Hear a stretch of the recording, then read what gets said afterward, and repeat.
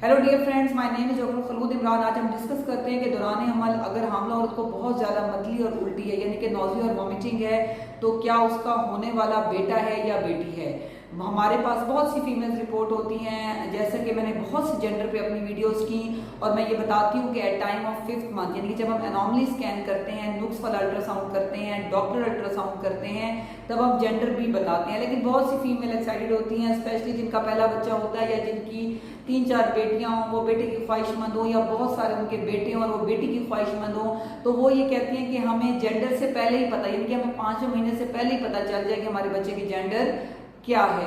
तो उसमें वो बहुत सी चीज़ों को कोरिलेट कर रही होती हैं और हम उनको बता भी रहे होते हैं, क्योंकि ऑब्वियसली बात है, पेशेंट जब बहुत ज़्यादा एक्साइटेड होता है तो हम उनको उस टाइम पे डिसहार्ट नहीं करते। हम कोशिश करते हैं कि हम उनको जितना हमारे पास नॉलेज है on the basis of research या मेडिकली साइंटिफिकली हम उनको कोरिलेट कर रहे होते हैं, तो हम उन्हें बता रहे होते हैं।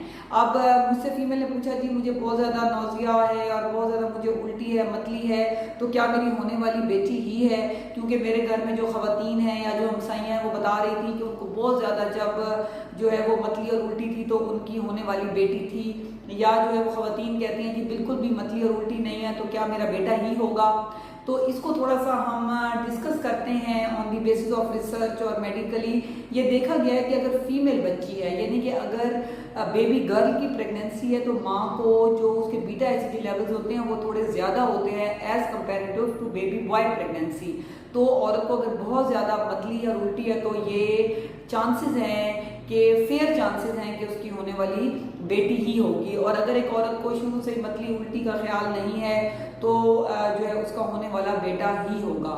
लेकिन मैं आपको ये बता दूं कि डिफरेंट फीमेल्स इसको डिफरेंट तरह एक्सपीरियंस करती हैं, इसलिए इसमें जो है वो आपने जो है ना बहुत ज़्यादा स्ट्रेस्ड आउट नहीं होना। आपने वेट करना है at time of anomaly scan 5वें महीने तक, जब आपका दूसरा अल्ट्रासाउंड भी हो जाएगा और साथ में ये भी पता चल जाएगा कि आपकी बेटी है या बेटा है। अब थोड़ी सी और भी मैं अगर निशानियां कंबाइन करूं, जैसे मैंने बहुत सी वीडियोस में की कि अगर खाने में मीठा पसंद है तो बेटा ही होगा, और अगर जो है खट्टी चीज़ें पसंद है तो बेटी ही होगी। अगर हामला औरत की जिल्द बहुत ज़्यादा खुरदरी है और हार्ड है और ब्लैक है तो होने वाला बेटा होगा, और अगर जिल्द बहुत ज़्यादा फेयर है, खूबसूरत है, तो होने वाली बेटी होगी ड्यू टू एस्ट्रोजन हार्मोन। और मेल के टाइम पे टेस्टोस्टेरोन हार्मोन फीमेल की बॉडी में ज़्यादा हो जाता है।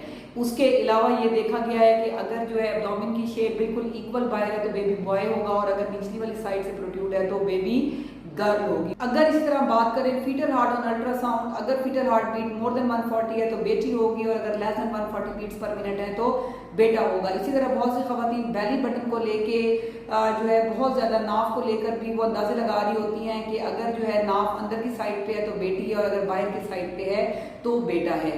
इस तरह जो है वो खवातीन जो है डिफरेंट किस्म की जो है ना वो पॉइंट्स हमसे पूछती रहती हैं, हम भी उनको बताते रहते हैं। लेकिन ये आपको पता होना चाहिए कि जो है जिस टाइम एक स्पर्म और एग बनता है उस टाइम पे नेचर डिसाइड कर देती है कि होने वाला बेटा है या बेटी है।